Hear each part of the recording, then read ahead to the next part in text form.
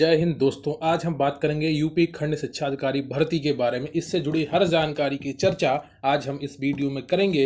ये BO vacancy के नाम से भी जानी जाती है ये भर्ती।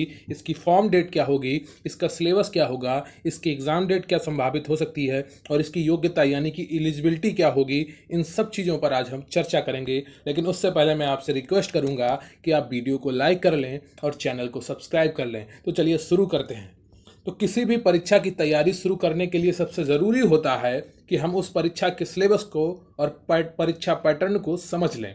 तो आज हम भी बीओ की परीक्षा की पुख्ता तैयारी की रणनीति को समझेंगे। तो चलिए शुरू करते हैं।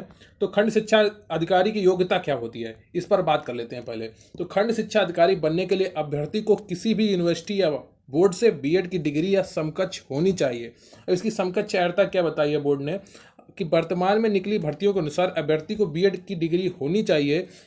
यदि अभ्यर्थी के पास बीएड की डिग्री नहीं है तो सरकारी प्रशिक्षण कॉलेज या सरकारी बेसिक ट्रेनिंग कॉलेज का एलटी डिप्लोमा होना अनिवार्य है।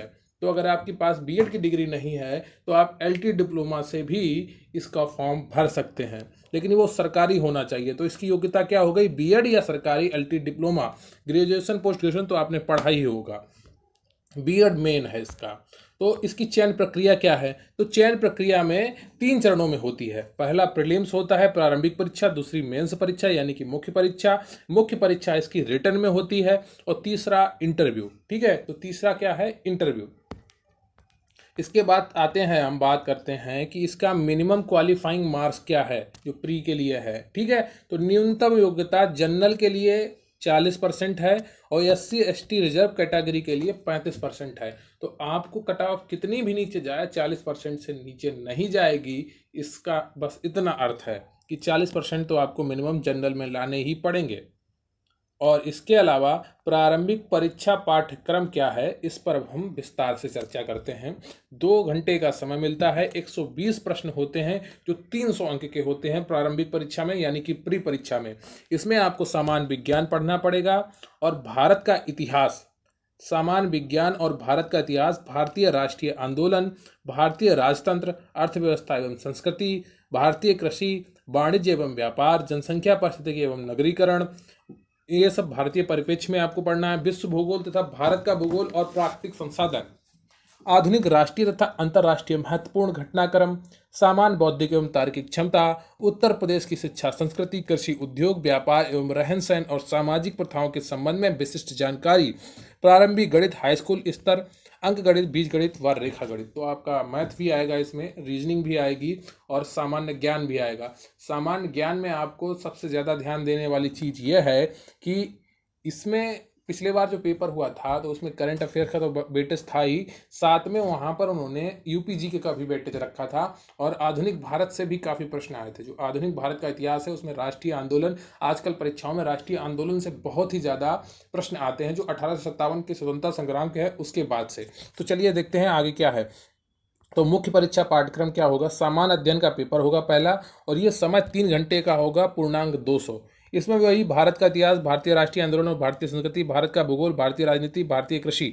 इसमें विश्व का भूगोल आपसे नहीं पूछा जाएगा, तो यहाँ पर आपको सिर्फ भारत पर फोकस रखना है। वर्तमान राष्ट्रीय मामले और सामाजिक सुसंगति के विषय, भारत और विश्व। तो करंट अफेयर है वो भारत और विश्व दोनों का पूछा जा सकता है। भारतीय अर्थशास्त्र, अंतर्राष्ट्रीय मामले और संस्थाएं, विज्ञान एवं प्रौद्योगिकी, संचार और अंतरिक्ष के क्षेत्र में विकास, शिक्षा में अद्यतन विकास, उत्तर प्रदेश की संस्कृति, कृषि उद्योग, व्यापार एवं रहन सहन और सामाजिक प्रथाओं के संबंध में विशिष्ट जानकारी यानी कि यूपीजीके का वेटेज यहाँ पर भी आपको मिलेगा। यहाँ पर भारतीय इतिहास, भारतीय भूगोल, भारतीय राजनीति, भारतीय कृषि, इन चीज़ों के साथ आपको यूपीजीके पर भी विशेष ध्यान देना होगा। ठीक है, शिक्षा के विकास में जो जो योजनाएं आई हैं उन पर विशेष ध्यान देना होगा। ठीक है, तो इसके अलावा मेंस में आपका एक सामान्य हिंदी एवं निबंध का प्रथम खंड पेपर होता है जो 900 अंक का होता है। ठीक है, परंपरागत है। तो इसमें एक अपठित गद्यांश का संक्षेपण आता है, उसमें संबंधित प्रश्न होते हैं, रेखांकित अंशों की व्याख्या एवं उसका उपयुक्त शीर्षक भी पूछा जाता है। शासकीय एवं अर्धशासकीय पत्र, कार्यालय आदेश, ज्ञाप, अधिसूचना, प्रेस विज्ञप्ति और परिपत्र संबंधी पत्र लेखन आलेखन होता है। वाक्यों का हिंदी से अंग्रेजी एवं अंग्रेजी से हिंदी में अनुवाद भी होता है। अनेकार्थी शब्द आते हैं, विलोम शब्द आते हैं, पर्यायवाची शब्द आते हैं, तत्सम एवं तद्भव, क्षेत्रीय, विदेशी, वर्तनी, अर्थबोध, शब्द रूप, संधि, समास, क्रिया, हिंदी वर्णमाला, विराम चिन्ह, शब्द रचना, वाक्य रचना, अर्थ, मुहावरे एवं लोकोक्तियां, उत्तर प्रदेश की मुख्य बोलियां तथा हिंदी भाषा का प्रयोग में होने वाली अशुद्धियां, इन सब चीज़ों की भी जानकारी आपको इस परीक्षा में पूछी जाएगी। तो आपका ये मेंस का पेपर हिंदी पर ज़्यादा जोर देगा और हिंदी के साथ में आपको इतिहास भी काफ़ी अच्छे से पढ़ना पड़ेगा, यूपी जीके को भी ध्यान में रखना पड़ेगा। तो निबंध लेखन में क्या क्या टॉपिक होंगे? हिंदी निबंध में 2 खंड में होगा निबंध। पहले में साहित्य, संस्कृति, राष्ट्रीय विकास योजनाएं क्रियान्वयन, राष्ट्रीय अंतर्राष्ट्रीय सामाजिक समस्याएं एवं उनके निदान। और दूसरा जो खंड होगा उसमें विज्ञान और पर्यावरण, प्राकृतिक आपदाएं एवं उनके निवारण। तो दूसरे टॉपिक में आप समझ सकते हैं इन्वायरमेंट से रिलेटेड एक आपको इसे लिखने को पड़ेगा। ठीक है, 2 खंड हैं इसी के। इसके अलावा अब आप जानना चाह रहे होंगे फॉर्म या विज्ञापन आने की संभावित तिथि क्या है। तो 15 जुलाई से 22 जुलाई के मध्य ये फॉर्म आ सकता है। अगले हफ्ते किसी भी समय ये फॉर्म आ सकता है, तो आपको तैयारी अभी से ही शुरू कर देनी चाहिए। और परीक्षा की संभावित तिथि क्या होगी? तो 15 नवंबर से 15 दिसंबर के मध्य कभी भी ये परीक्षा आयोजित की जा सकती है। तो विज्ञापन इसी हफ्ते आ जाएगा या अगले हफ्ते 15 जुलाई से 22 जुलाई के मध्य आ जाना चाहिए, नहीं तो जुलाई में हर हाल में इसका विज्ञापन आ जाएगा। परीक्षा की संभावित तिथि 15 नवंबर से 15 दिसंबर के मध्य कभी भी होगी। तो खंड शिक्षा अधिकारी का वेतन कितना मिलता है, ये सबसे बड़ी बात है आपके लिए, सबसे फायदे की बात है आपके लिए।